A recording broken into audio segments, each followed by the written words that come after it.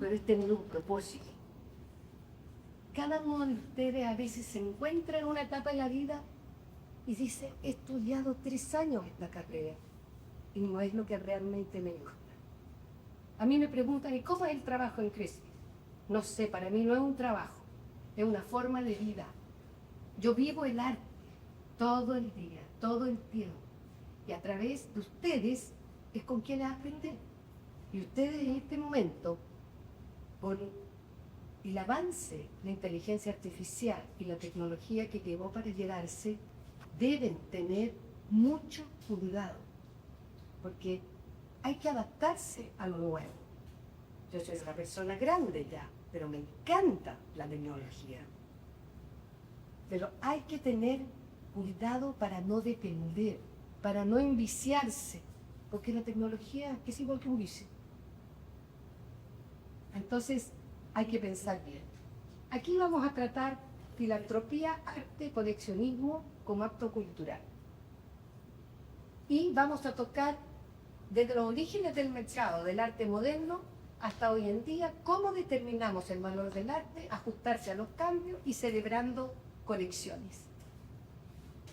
En 1776, aquí ven a James Christie, en el siglo XVIII había las mismas subastas, el mismo martillero, el mismo clerk y el ayudante y las mismas obras.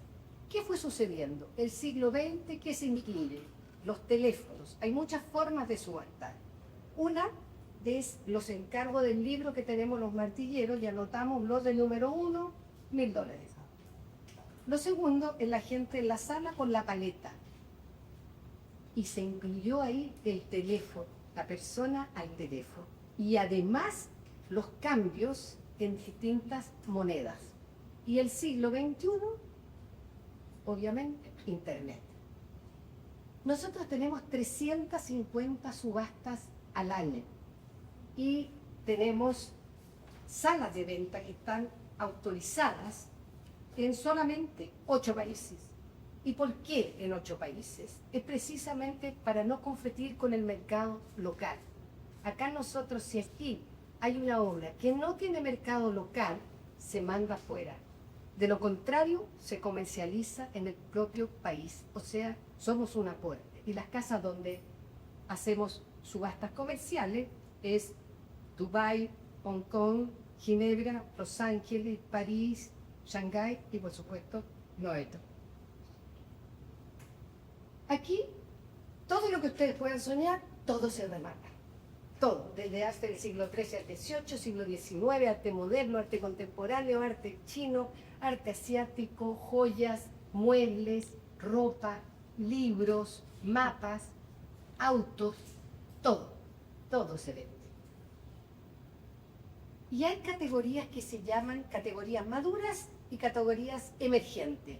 Las consolidadas y maduras han sido siempre, han sido siempre los antiguos maestros, Da Vinci, Miguel Ángel, Bellini, etc. Muebles ingleses, porque los ebanistas construían que hacían unos muebles maravillosos, partían en 1700, pero tomaba mucho tiempo. Cuando los reyes llegan a Francia, querían vestir sus castillos rápido en el siglo XIX. Entonces, ¿qué pasó? Los franceses introdujeron los bronces y un mecánico más rápido. Ustedes pueden creer que no hay universidades que enseñen como Alice. Lo aprende la gente con experiencia, mirando, tocando, viajando, viendo. Es bien interesante. Y la platería, obviamente. Y después vienen las categorías emergentes hoy día, que es el arte contemporáneo, las artes decorativas, que está muy de moda el Art Deco y el Art Nouveau, y obviamente los NFT. Non-fungible token, que vamos a hablar más adelante. Y aquí hizo el UBS, el banco suizo, junto con Art Basel de Basilea, Suiza, hizo este pequeño gráfico para ver cómo es la incidencia de cuáles son los países que más compran en su arte. Y ahí también se ve un poco el nivel cultural y la filantropía, que es lo que vamos a ver más adelante. Y obviamente Estados Unidos está con un 31%. Luego viene China con 25%, y después viene UK, el Reino Unido, Inglaterra, con 14%. O sea, el 70% de las ventas cae a ellos. Y eso va cambiando, porque después Francia tiene 10, Suiza tiene 4, y así sucesivamente. Nosotros ni pensarlo. Ojito. ¿Cómo se determina el valor del arte? Aquí hay 6 determinantes interesantes: procedencia, calidad, condición, rareza, vigencia y novedad. Aquí vamos a ir a la primera determinante, que es la procedencia. El emperador Maximiliano I, ustedes saben, estuvo en México de 1864 a 1867 solamente. Pésimo periodo para México. Y él fue fusilado. Y el año 67 Manet pinta esa obra. Esa es una obra del impresionista Manet, que pintó eso. ¿Y por qué? Porque él compró un brillante grande para su señora. Y cuando lo fusilaron, él siempre se metió el brillante en la camisa. Muere, lo traslada a Francia y encuentra el brillante escondido ahí. Entonces, ¿qué pasa? Ese brillante fue vendido en 10 veces más el valor. ¿Por qué? Por el origen, por la procedencia. Porque la joya vale quilate multiplicado por el color y por la limpieza que tiene, la claridad que se da. Y es matemático. $1.000 ese brillante, 5.000 este otro que es más grande, si es un brillante rosado, gris, negro, de cualquier color. Pero este, al proceder del emperador, tiene otro valor. Después viene la rareza. Esto es bien interesante. Va un americano a Egipto y compra este sarcófago. Lo compra en el Cairo, siglo XX, 1900. Y dice: lo voy a donar al Museo Histórico Nacional en Estados Unidos. Lo voy a llevar para allá. Lo paga con toda su regulación, ingresa y lo manda a Christie's a nosotros a rematar. Y lo abre, y el sarcófago venía con momia incluida adentro, y con toda la joya y todas las cosas como enterraban en aquella época. Entonces es muy interesante porque, como es algo que ellos llaman raro, tiene un valor, costaba, no sé, $50.000, adivinen en cuánto se vendió, en 1 millón y tanto, 1.200.000, solo por ese factor. Viene la calidad. Acá tenemos una obra del Duccio, italiano, que es una joya. Y si ustedes ven, está pintado con lámina de oro, y con los años que eso tiene, está intacta la pintura. Entonces la calidad importa muchísimo en una pieza. Cuando ustedes, los fotógrafos o los artistas que usan lino o madera, ay, el micrófono no necesitamos, no necesitan tener buena calidad. Lo barato cuesta caro. Si ustedes dicen: voy a ir a comprar un lino allá a la esquina, ¿qué va a pasar? Mal óleo, mal acrílico, mal lino. La pintura se va a quebrajar, se va a ver opaca, usan malos pigmentos. Entonces hay que tratar siempre de mantener la calidad, y esta obra la vendimos al Metropolitan Museum en Nueva York en la módica suma de $45 millones, solo por la calidad. Y perdón que hable de plata, no es la intención, pero sí hay un fenómeno que se compara, porque cuando yo hago clase a los alumnos de ingenierías, ellos dicen: ¿y el arte se vende? Para mí es como una cachetada. Yo le digo: bueno, con tu nivel de falta de conocimiento, te tengo que decir que sí se vende, y se vende muy bien. ¿Y cuánto hace una casa de subasta? Para que ustedes sepan lo que es Francia, Christie's vende entre 7 y 9.000 millones al año. O sea, billones. Eso es lo que se transa en todo, no solamente en arte, ¿ya? Y aquí tienen la condición de un mueble. Esta condición es un mueble de caoba, más o menos 1760, y está en perfectas condiciones. También se vendió muy caro porque nunca se restauró. Ojo con la restauración. Cuando una obra tiene más del 25% de restauración, pasa a ser del restaurador. Entonces vale menos. Por eso yo digo que la calidad, los materiales que se usen para que duren, es muy, muy importante. Y la moda también existe en el arte. Y aquí esta obra fue adquirida por Hugh Grant. ¿Quién es? Elizabeth Taylor, pintada por Andy Warhol. Entonces, eso le dio, la compraron la vendimos en 3.700.000, y cuando Hugh Grant dijo decido venderla, se vendió en 45. Eso no cualquiera hay. No había contento Andy Warhol con eso. Y la novedad, también aquí tenemos un Picasso, que como ustedes saben, él era muy amante de las mujeres, pero tenía muchas. Entonces Marie-Thérèse Walter, que era la rubia, él a veces las identificaba con floreros y fruteros, pero ahí está completa. Y durante la Segunda Guerra, Paul Rosenberg, un suizo, era su dealer, que le vendía. Durante la guerra le escondió las obras en 3 bodegas de amigos de él, pero lamentablemente 2 explotaron y se perdieron, y una se mantuvo. Y como esa obra nunca se había mostrado, ya después del año 51 se traslada a Nueva York. Hasta antes de 51 París era la cuna del arte. Después se trasladó a Nueva York. Entonces, esta pieza es sumamente interesante porque fue el primer Picasso que se vendió en más de 100 millones de dólares.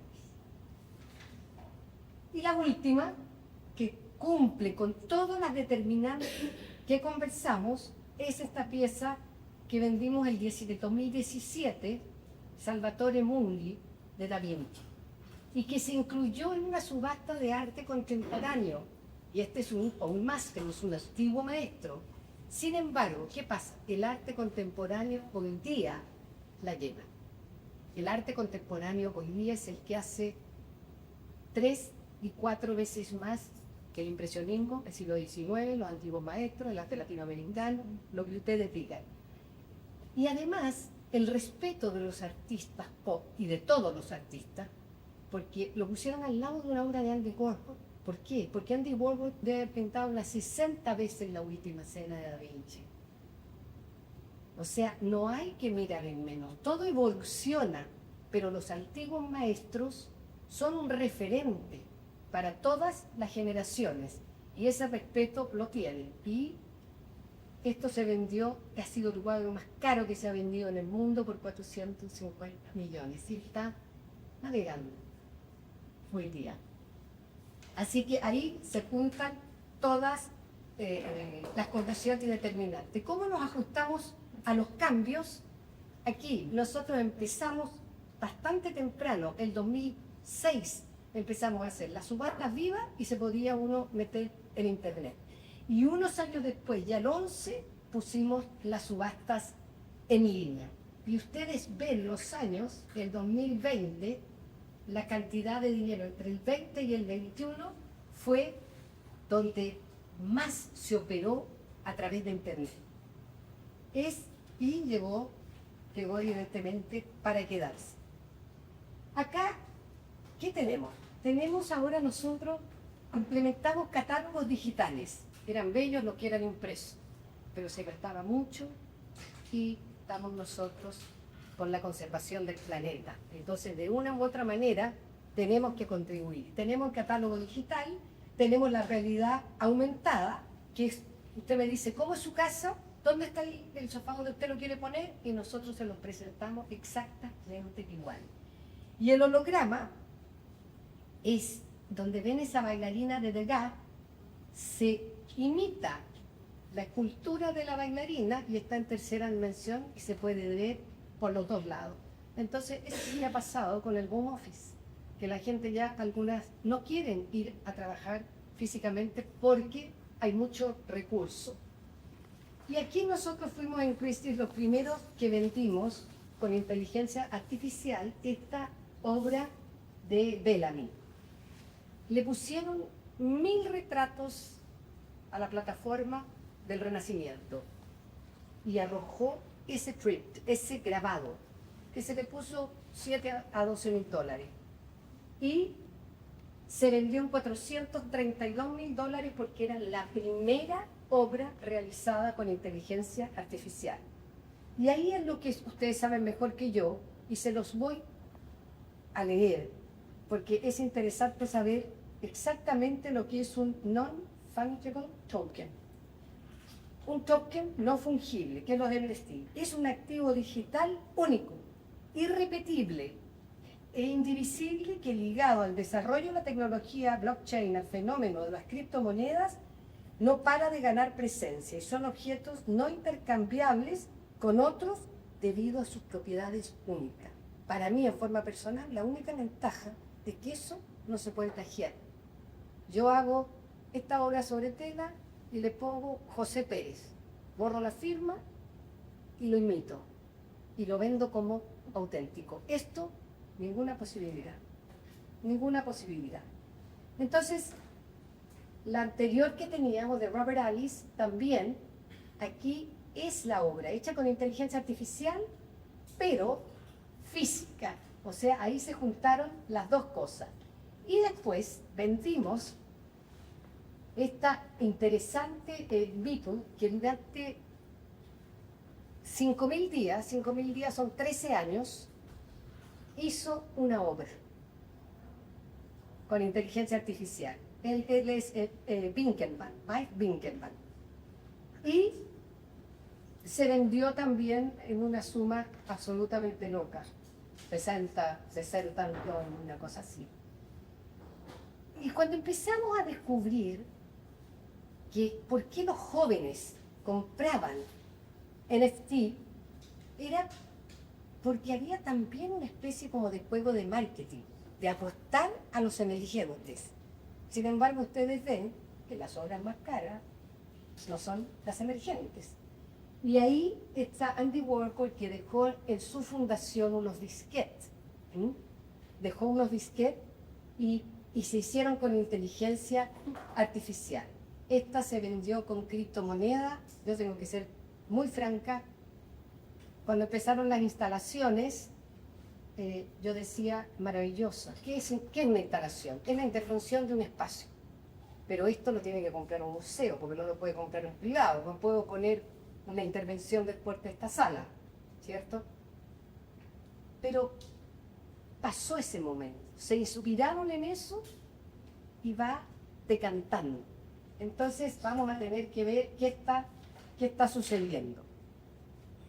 Y con el impacto del cambio climático, nosotros sí nos hemos propuesto lograr ahorrar y economizar en los porcentajes que ustedes ven los envíos, los viajes. No hacemos escalas, tratamos de hacer un non-stop para llegar de verdad con resultados positivos a decir, nosotros reciclamos 100%, nosotros vamos a gastar menos en esto. O sea, creer en que tenemos que contribuir a los distintos cambios a través del arte. ¿Y cómo celebramos estas colecciones? Yo he tenido el privilegio de estar hace 30 años en Christie's y 10 de las más importantes colecciones del mundo de filantropía, Christie's se ha adjudicado 7. Y las 7, ahí las tiene, en la de Yves Saint Laurent, Exworth, David Rockefeller, Anne Bass, Newhouse, Paul Allen y Doris Amann. Yo tomé solamente 2 ejemplos. Y Paul Allen. Yo no sé si ustedes conocen a él. Paul Allen fue el socio de Bill Gates. Tuvo cáncer a los 45 años. Y como ya no pudo más estar en los directorios, le dijo, bueno, voy a tener que dejar este directorio, y se fue a Tate Modern en Londres. Y vio una obra de Jasper John y se volvió loco. porque algunos puntillistas, perdón, algunos puntillistas tienen que ver con la relación del país que tienen ellos. Entonces, él dijo, voy a comprar desde los antiguos maestros hasta lo contemporáneo, pero la mejor calidad. Y si ustedes ven ahí, tiene impresionista Gauguin, tiene Pium, tiene Freud, you name it, tiene a todos. Y ahí él dice, ¿por qué está interesado en el puntillismo? Porque es el lenguaje que en su lóbulo del pragmatismo, que no era muy creativo, es lo que le habla y lo que le llama a Polanyi. Pero además fue súper visionario, porque en Seattle, que fue la ciudad suya, él levantó y donó este museo de aviones, porque su padre peleó en la Segunda Guerra Mundial y le encantaban los aviones, y hizo para la gente que le gusta la aeronáutica ese museo. Pero además creó ferias. Un hombre que nació de cero, que no sabía nada de arte. ¿Se dan cuenta cómo en la vida uno tiene que tener una experiencia? No hay que esperar tener una experiencia, no hay que esperar tener cáncer. Hay que ayudar y ver a la gente para entender. 1 de cada 2 personas en 20 años más vamos a tener cáncer. Va a ser una enfermedad a lo mejor que va a tener curación o no, no sé. Pero no hay que esperar que a uno lo asalten para entender al vecino. Los artistas, ustedes son todos sensibles, pero tienen que tener su línea, tienen que tener seguridad en sí mismos. Y no tienen que sufrir cuando hacen una muestra y le dicen, mira, tu obra no es suficientemente fuerte como para exponerla. A veces, esos golpes que recibimos en la vida, ¿qué hay que hacer? Revertir lo negativo en positivo. Esa es una experiencia para mí. Y el ser humano es el único que mete el pie en el mismo hoyo 2, 3 veces. El perro no. El perro lo metió una vez y se fue. Gracias. Entonces, ustedes tienen que comulgar lo que ustedes sienten y piensan con lo que son. Y no esas aspiraciones, yo quiero ser Chet Koons. ¿Para qué? Si yo puedo entregar. Miren una galerista peruana que yo conocí en una subasta de beneficencia, que estoy en el directorio de Fundación Nuestros Hijos, Niños con Cáncer. Y ella llegó porque estaba en una feria. Y le dijeron a Marisa y a Ian, en la Embajada de Perú, oye, la embajadora de Perú pintó con un aficionado, con un artista, ella como aficionada, vamos. No solamente fueron, sino que además compraron obra. O sea, no son chilenos. ¿Se dan cuenta? Entonces, eso es compartir. ¿Y qué hace feliz en la vida? Polo. A ti te estoy mirando. ¿Cierto? Lindo. Está tan concentrado. Entonces, aquí tienen a Paul Allen cómo empezó a donar dinero y a comprar la mejor calidad. Vendimos, yo estaba ahí, vendimos su colección, que tampoco eran tantas, eran 160 obras, $1.600.000 la colección. Y todo a la beneficencia en distintos segmentos. Educación, tecnología, salud, vulnerabilidad del niño, etcétera, etcétera.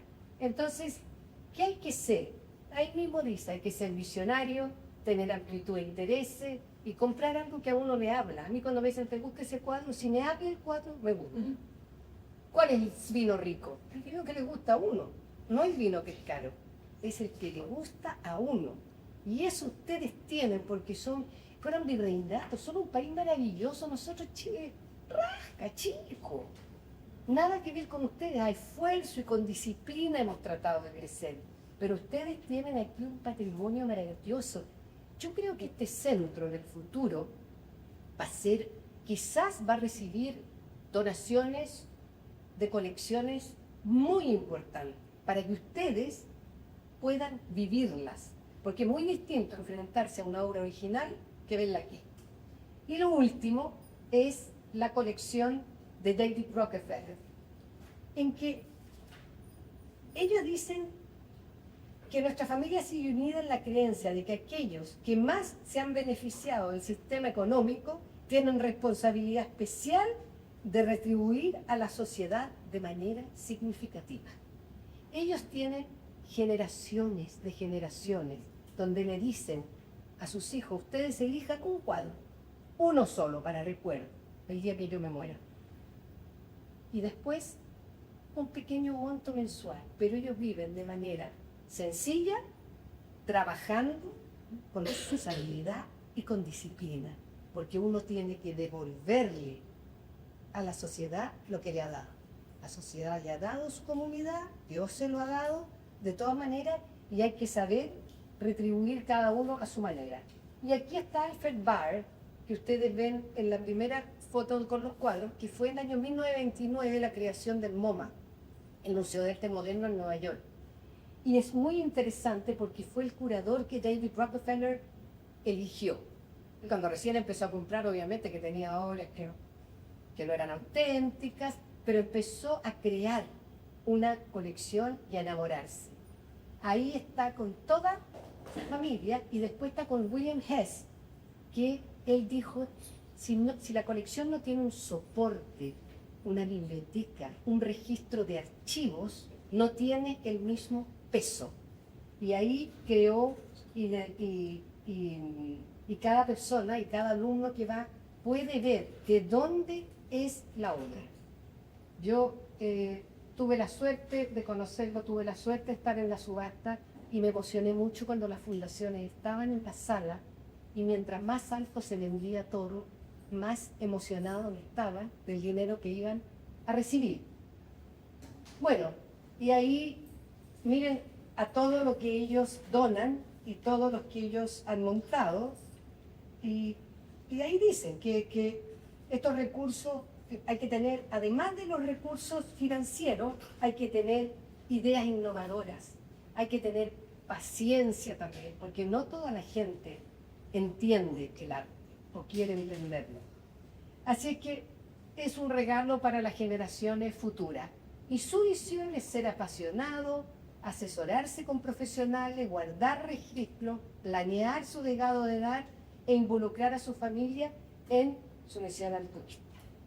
Así que yo ahora, esto es una cosa somera para ustedes que son tan jóvenes y quiero que me hagan todas las preguntas buenas, más o menos, todo lo que necesiten y yo se las puedo contestar. Sin miedo, pues ustedes se lo creen todas, ¿no es cierto? Bueno, hoy día nosotros tenemos chiquillos jóvenes que van a pedir trabajo y a los 6 meses dicen, me quiero ir al sudeste asiático. Y si no le da permiso, se va. Sí, señor. Sí, una pregunta. En referente al tema del coleccionismo, en otras experiencias que usted ha tenido, que el Estado de alguna manera haya apoyado directamente a poder generar estas colecciones o dar a conocer las colecciones. ¿Conoce de repente en algunos casos que se pueda dar Estado, coleccionistas? No, no hay una comunión. El Estado gasta. El Estado no dona. El Estado tiene obligaciones para con su comunidad, que son la obligación en salud, la salud preventiva, educación como tenemos nosotros gratuita hasta 7º año básico, pero para arte lo único que hace el Estado, no para formarla, que es una muy buena pregunta, por ejemplo, sí tiene la mantención anual de los museos estatales, por ejemplo, nuestro Museo Nacional de Bellas Artes, pero la cantidad de dinero que dan es irrisoria. Es tan poquita que nosotros tenemos que colaborar para poder hacer las cuentas y llamar a la empresa privada para que podamos montar las bienales o todas las exposiciones. Desgraciadamente no es como en Europa, que sí lo hace. Y si hay una casa patrimonial, el Estado paga la restauración. Pero en general en países no desarrollados son así. Entonces por eso hay tanta donación de gente que empieza colección. Y para nosotros, que no se nos orgullece, yo ya tengo 2ª y 3ª generación, casi de chiquitito, en que el papá compró conmigo hace muchos años. Y usted le pregunta al hijo, ¿y usted se quedaría con esta colección? a mí, yo quiero algo contemporáneo, a mí no me interesa esa obra. ¿Y qué hay que hacerla? Nosotros garantizamos la obra por 5 años y tenemos obligación de tomarla para revenderla. Por eso tenemos casi 300 años de existencia. ¿Quién sabe cómo se certifica una obra para saber si es auténtica o no? Eso es bien importante para los jóvenes, que empiecen desde siempre a tener su registro. Ustedes pintan y tienen que tener, claro, no como tengo yo ahí, sino que en su tablet o en su computador, registrado. 1 metro por 1,50 m, paisaje andino, estoy inventando. Se vendió a Juan Pérez por tanto el año tanto. Porque después ustedes hacen una retrospectiva que no tienen ni idea dónde está. ¿Y quién autentifica? Primero el artista. Muere el artista, la viuda. Muere la viuda, los hijos. Mueren los hijos, los nietos. Y ya han pasado mucho tiempo los especialistas, o sea, los curadores. Los curadores son los que estudian a un determinado artista, lo validan y lo adquiere un museo o una fundación. Entonces, por eso algunos galeristas son a la vez galeristas y juradores de muestras. Es bien interesante. Y tienen que tener un certificado de autenticidad. Tienen que, ustedes cuando vendan o aunque regalen su pieza, lo que sea, para que la gente tenga un registro. Porque en esa, contrario al NFT, con el NFT nadie se lo puede plagiar. Pero con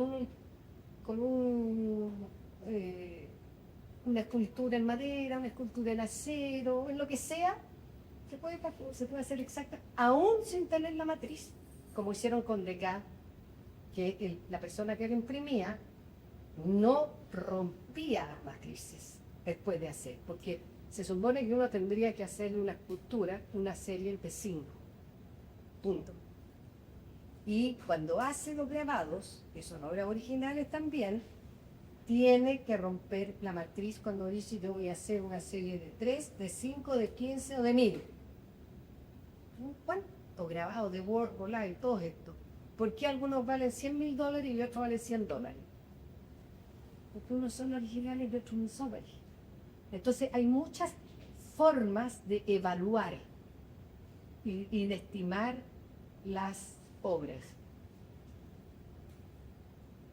Buena tu pregunta. Charlie.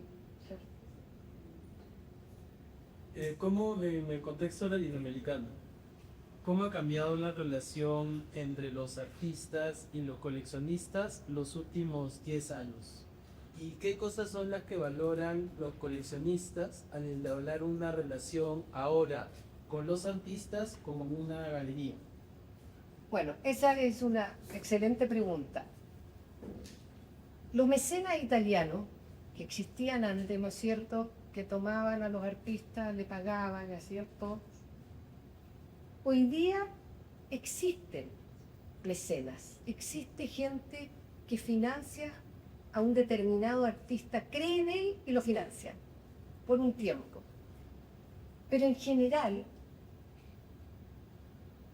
yo estoy de acuerdo con la existencia de las galerías, siempre que la galería sea profesional y tome un pequeño número de artistas, los cuales promueven, porque tampoco tiene capacidad para tomar 100 artistas. Una persona que toma 100 artistas es imposible ocuparse individualmente de cada uno. Entonces, la relación que se genera, solo confianza. Solo confianza. Uno en la vida miente una sola vez. A veces cree que no lo pilla, pero se le pilla hasta al mentiroso y al ladrón. Entonces, no tiene sentido la mentira. El galerista tiene que decirle, yo voy a invertir plata en usted, pero usted me tiene que tener este número de obras y esto es lo que vamos a seguir haciendo y vas a seguir haciendo el máster y vamos a imprimir un catálogo porque lo vamos a llevar primero a una feria comercial y después a una bienal que es académica. Porque eso ya es la selección para las bienales corresponde al Ministerio de Cultura, no corresponde al Estado. ¿Por qué? Porque va representando un país. Entonces, la relación a veces el artista Mario Carreño nació en Cuba y llegó a Chile el año 60. Abrió la Escuela de Arte de la Universidad Católica. Expuso con Picasso, fue amigo de Juan Ortiz, un tipo extraordinario. Lo tomó la Galería Peirce, los años 50. La galería, Carlos, súper top conocida. Termina la exposición y sus cuadros desaparecen. Desaparecen. Entonces, ¿qué hizo Mario? Nunca más trabajó con una galería. ¿Se fijan? Entonces, la relación de Picasso con Rosenberg, él le protegió las obras a Picasso y después se las trasladó a Estados Unidos por la guerra. Entonces, la relación que se genera es algo de confianza. Si la galería, yo veo, por ejemplo, Marici es una galería comercial, pero muy académica también. El hecho que estemos acá, yo no podía venir hoy día, pero a ella no pude decirle que no. Ese es mi problema, no pude decirle que no. Entonces, es preocuparse de sus jóvenes, preocuparse de la alianza que tiene para entregar una experiencia, porque no toda la gente puede tener este trabajo o puede tener la posibilidad de ver esta obra en cinco, o sea, de uno se enfrenta, yo me emociono, o sea, yo veo una obra de Rembrandt. Rembrandt era muy pobre, ¿y qué hacía? Tomaba una foto, veía a un mendigo y lo vestían con los atuendos elegantes de la alta sociedad para poder venderlos. Cuando yo veo un retrato de Rembrandt, se me caen las lágrimas, porque ese cuadro le habla. Sin embargo, esa obra que estaba en el Rijksmuseum en Ámsterdam, estuvo 200 años como auténtica de Rembrandt. Murió el curador, especialista en Rembrandt, y asumió el otro. Y el otro dijo, saquen esa obra porque no es auténtica, no es del maestro, es de los discípulos. ¿Se dan cuenta? Entonces, siempre hay problemas. Y hay problemas legales.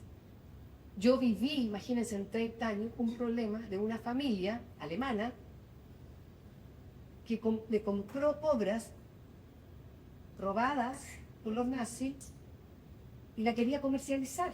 Y una vez, no hay castigo. Si uno tiene una obra robada, no hay castigo. Si la devuelve. Pero si no la devuelve, hay una ley del año 70 que o va preso 14 años o devuelve la obra sin cobrar nada. Entonces, hay problemas legales también y por eso ustedes aprendan siempre a tener valores. ¿Y qué es tener valores? Estar seguro que uno dice la verdad, porque es la única manera de poder mirar de frente a la gente. Si uno miente, es imposible. Es imposible. Por eso sobreviven algunas casas de subasta, otras no. Sobreviven algunas galerías, otras no. Sobreviven algunos artistas y otros no. Van Gogh, ¿cuántas obras vendió de su vida? Vivo.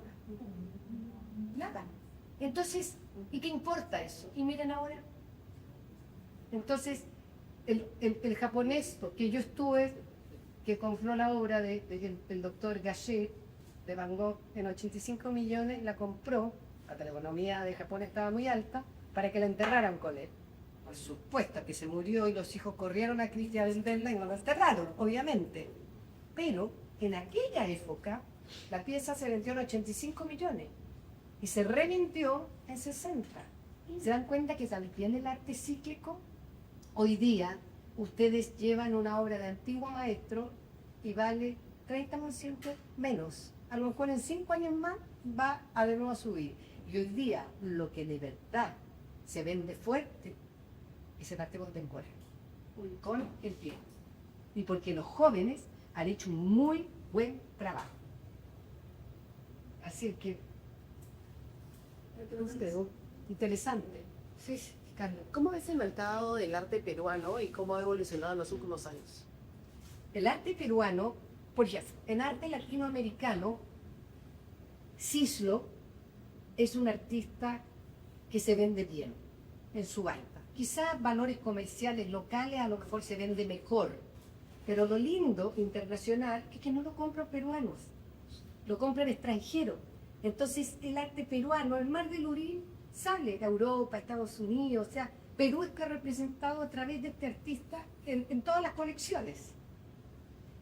El arte colonial, el arte precolombino, es un problema.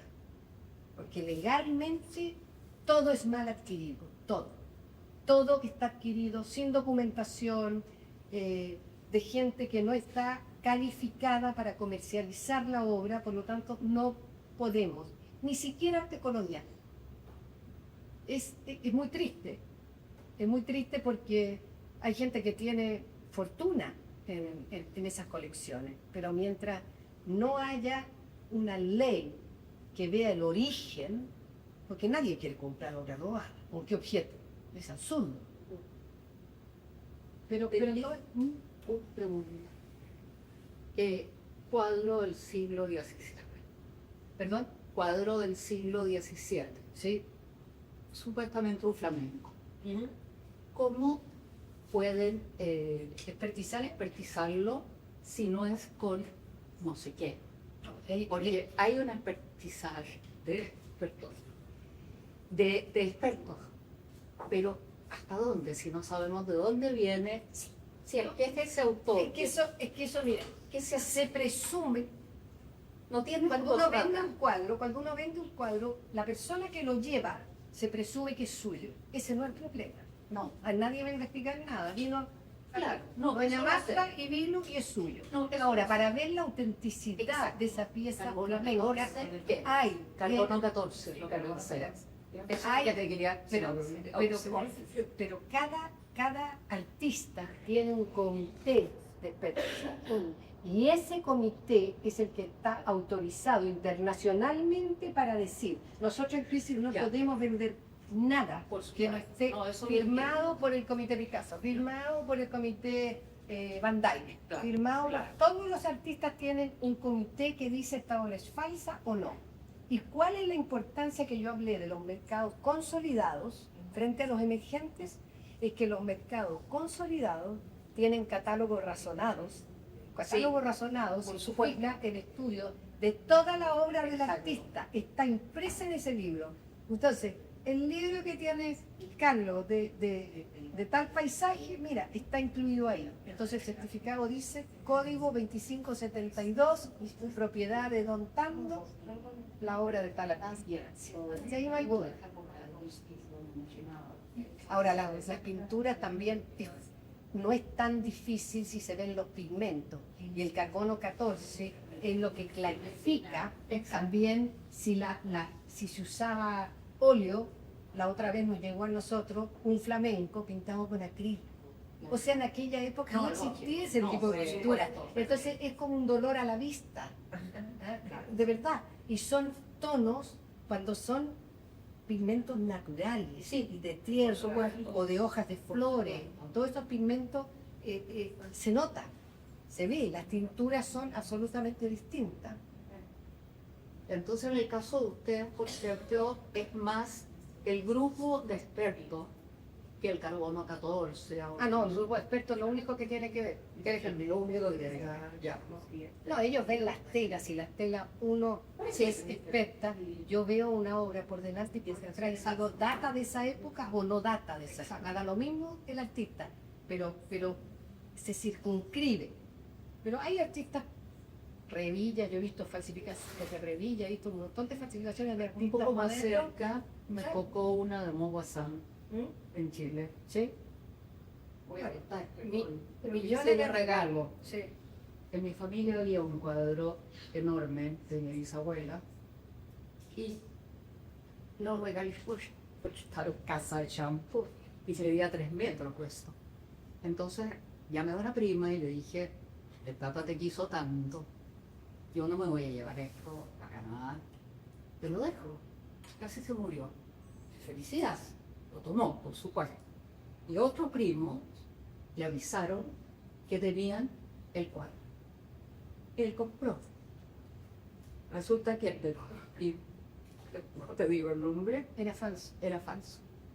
Bueno, aquí Montvoisin hacía retrato. Sí, Era muy fácil de copiar. Entonces la persona que no sabe, que no se asesora bien, porque eso es otra cosa, asesorarse bien. Claro, y hacer una pregunta. ¿Cómo crees que antes con la religión para los jóvenes en redes y la ironía o ciudad está afectando nuestra creatividad como artistas y eso afecta en el área del visualismo, en el área emergente. A ver, en el área emergente, ponte más acá porque no se escucha bien. ¿Cómo cree usted que nosotros como jóvenes, estar en un círculo de adicción a las redes sociales, al contenido basura, está afectando a nuestra creatividad como artistas? ¿Y cómo eso afecta al área del coleccionismo emergente? Eso es interesante. En la prensa en Estados Unidos, los artistas salieron a una marcha a gritar porque decían que con la inteligencia artificial se les estaba copiando sus propias cosas. Entonces, de alguna manera, como bien dices tú, se cancela parte de la creatividad porque se confía uno en que ¿qué me va a dar? La plataforma me va a mandar una vieja chica, así. Entonces, hay un problema emocional, pero yo no lo veo tan problemático. ¿Y sabes por qué no lo veo tan problemático? Porque yo creo que lo que ha pasado, miren las criptomonedas. ¿Supieron lo que pasó con el jefe máximo de criptomonedas? Al hijo, a la señora y una guaguita de 2 años, en París, trataron de secuestrarla porque como era el capo máximo que manejaba la criptomoneda, ¿se dan cuenta lo sensible que es eso? Querían vengarse de él. Entonces, la criptomoneda no va a llegar, por lo menos yo no voy a estar viva, por suerte, pero no va a llegar a ser un medio de intercambio como el yen, el dólar, el euro.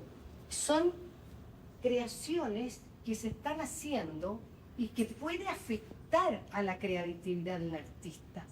Pero hay un segmento muy pequeño de coleccionistas, los coleccionistas de verdad tienen alma, tienen corazón y no se acostumbran a tener un pendrive con la obra.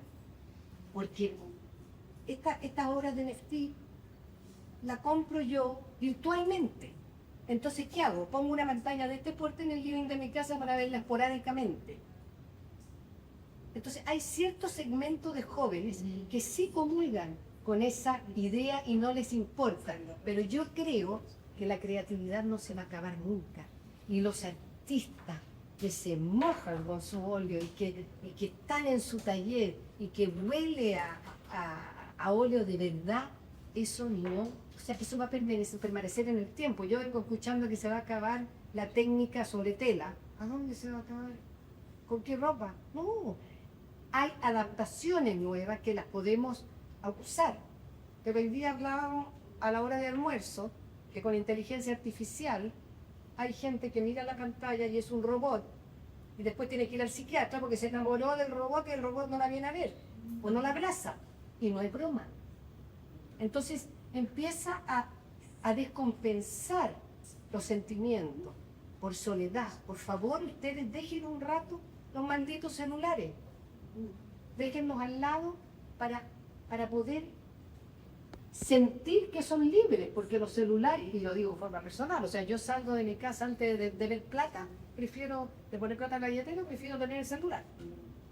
Entonces, esa codependencia, de alguna manera, amonta la creatividad, porque está todo dado, los medios de comunicación, de todo que está aquí. Pero yo no creo que el soporte tradicional del óleo sobre tela o de las esculturas o de los vaciados en cera y todo eso vaya a terminar nunca. Miren el legado del Papa. El legado del Papa dejó en el Vaticano una escultura con 120 personajes divinos en bronce. O sea, fue un legado de amor. ¿Cómo compró ese amor? En el arte. En el arte. Sí, señor. ¿Cómo están? Buenas tardes. Gracias por la charla. Mi nombre es Luis. Y hablando de fotografía contemporánea, porque hablamos básicamente de pintura, ¿cómo está creciendo el mercado fotográfico dentro de las galerías? Bueno.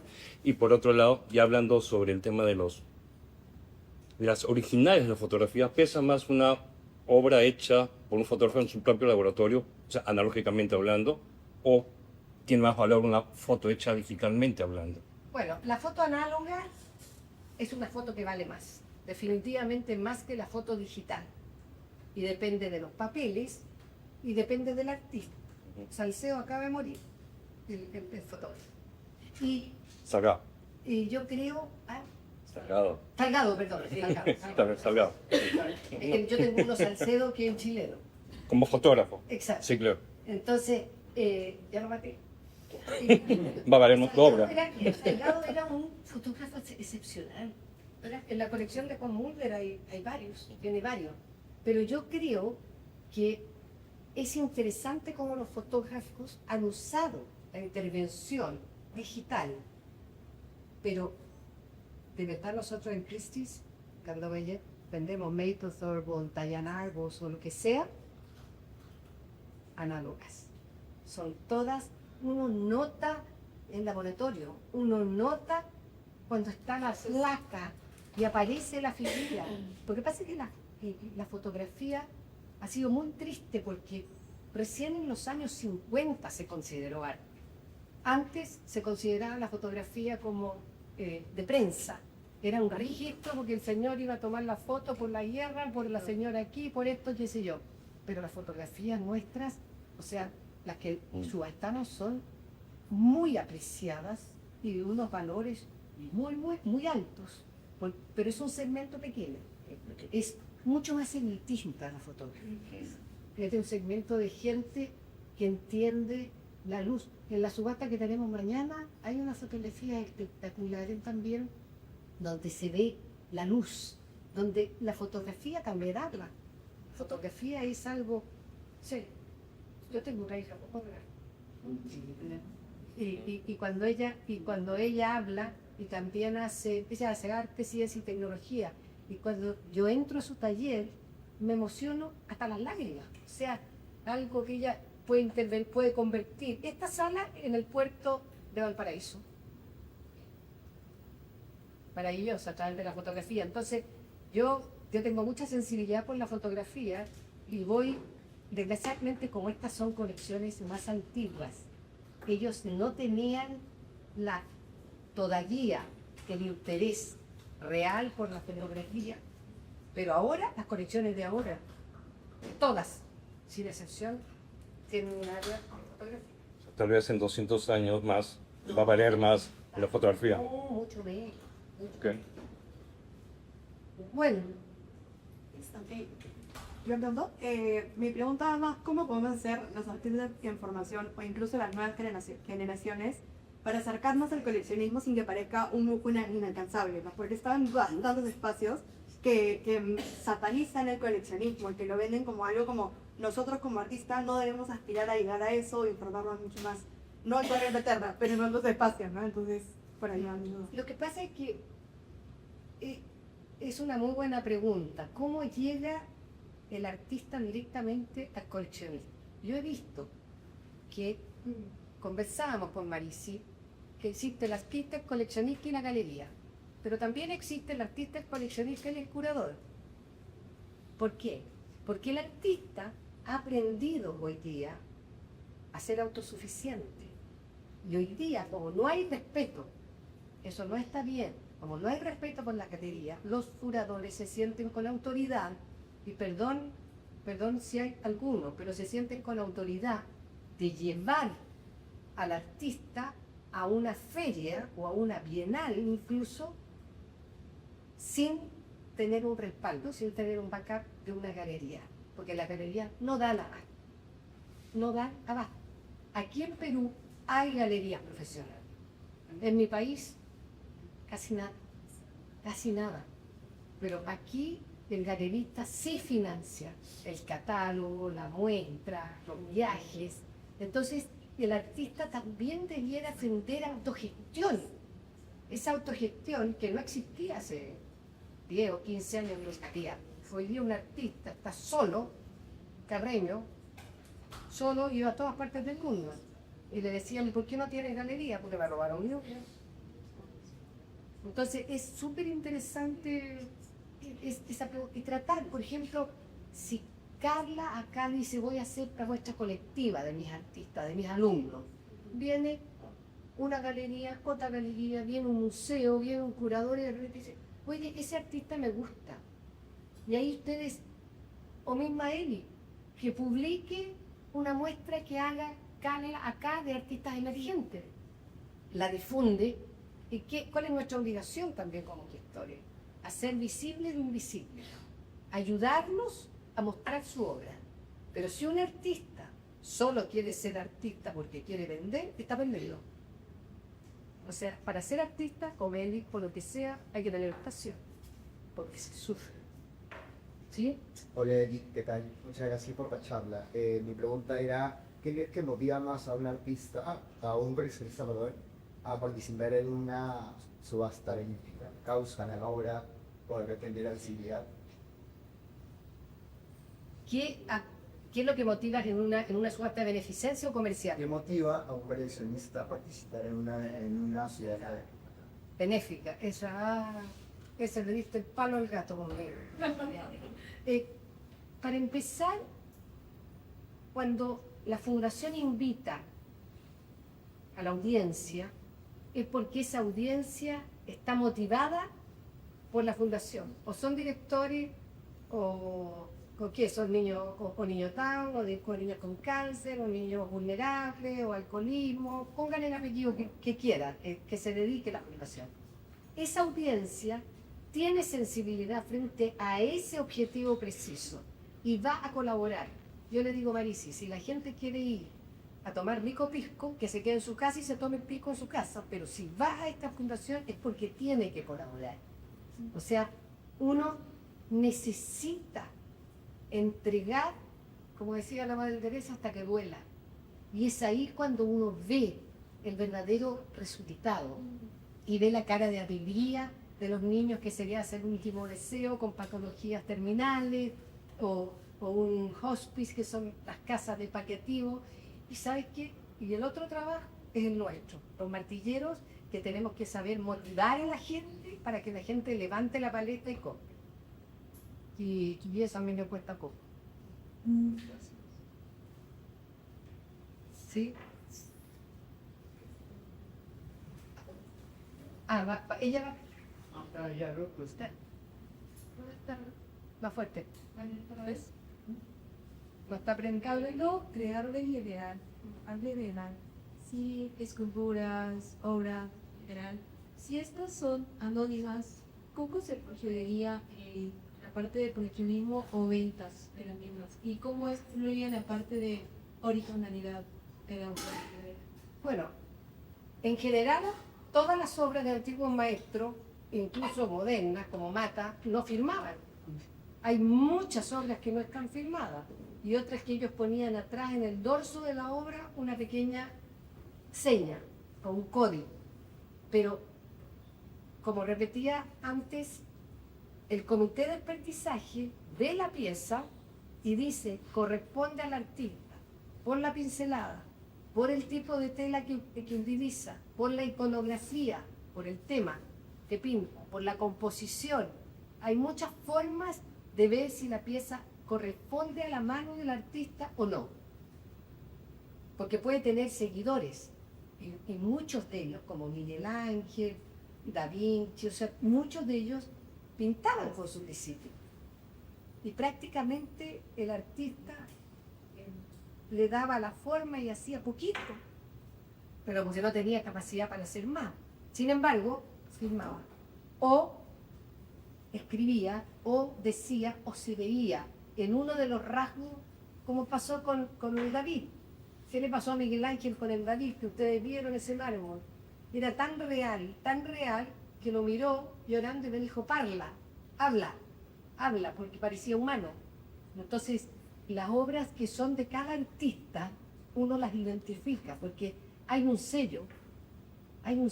Incluso en los 60 o 70 en la geometría tú ves la perfección de los cuadrados, la perfección de los triángulos.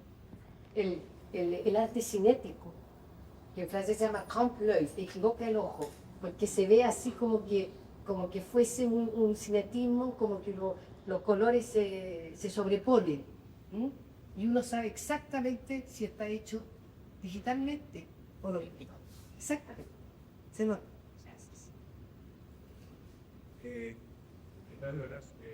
Mi pregunta es, ¿cuáles son los criterios iniciales para adquirir una obra tanto por eso? ¿Cuál? Los criterios para... Criterios iniciales para adquirir una obra para un proyecto. Para incluir la Ahora sí se me escucha. Lo que dijimos al principio. ¿Cuáles son los criterios esenciales para adquirir una obra para un proyecto? Bueno, primero hay que ver quién es el coleccionista y qué le gusta a él. Porque si a mí me gusta el arte geométrico, no me voy a ir al siglo XIX a comprar un canaleto. Voy a comprar pintura geométrica y voy a ver eso. ¿Y qué pasa? Esa pregunta es muy interesante porque cuando uno empieza una colección, no sabe si la obra es auténtica, si la obra es falsa, qué me va a gustar. Mucha gente dice, oye, mi socio tiene una pintura con estas características, yo podría comprar una igual. ¿Por qué? Porque o se compra por amor, o se compra por estatus, o se compra por imagen corporativa. Hay tres instancias. Hay gente que compra porque tiene plata y le da cierto estatus tener buena obra. Oh, yo fui a la casa de Carlos y Carlos tenía un Monet. ¿En serio? Entonces le levanta el pelo al tiro. Pero la persona que colecciona una década, por eso yo siempre le digo, no compre al tiro, no compre lo que a mí me gusta, porque yo no vivo en su casa. Compre lo que a usted le gusta y la mejor calidad. Y uno puede empezar con cosas que no son caras y que son muy buenas y que van a ser en el futuro muy buenas, pero tiene que gustarle a uno. Entonces, cuando uno compra, tiene que asesorarse bien por profesionales. Y son gratis además, o sea, tampoco tiene que pagar para nada, sino que preguntarle, ¿qué cree este artista que ya expuso en base? Este artista que viene a Pinta Lima, ese artista que fue algo, que estuvo en Sao Paulo y que ha tenido varios premios, que a mí me gusta. Eso es lo principal, que la obra a uno le hable y la obra le guste. Y después leer, visitar los lugares. Uno va de vacaciones y aprovechar de ir a ver una muestra a los distintos museos o ir a ver fundaciones, con lo que sea. Y ahí yo le enseño a la gente a tener autonomía, que la gente tenga autonomía para decidir ella qué quiere. Y no hay que ser rico para ser un buen coleccionista. Para nada, porque se puede empezar con cosas obvias, sencillas, artistas jóvenes y después se va mejorando. Listo. Bueno, ha sido un gusto.